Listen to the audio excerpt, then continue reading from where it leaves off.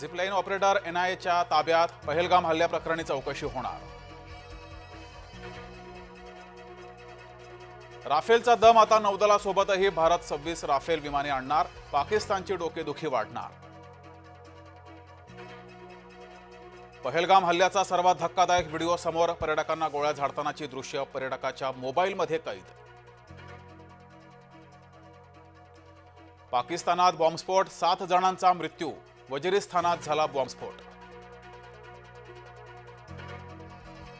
भारताच्या एकात्मतेवर घाला घालण्याचा कट भाजपानं सुनावल्यानंतर विजय वडेट्टीवारांचा युटर्न.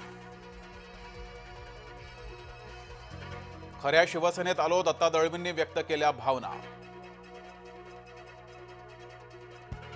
पुण्यात हॉर्न वाजवण्याच्या कारणावरून वाद, बहीण भावाला 6 जणांनी दगडानं मारलं, हाणामारीत 3 जण जखमी, एकाला अटक. राष्ट्रपतींच्या हस्ते पद्म पुरस्काराचं वितरण, शेखर कपूर यांच्यासह मनोहर जोशी, मारुती चितमपल्ली यांचाही गौरव.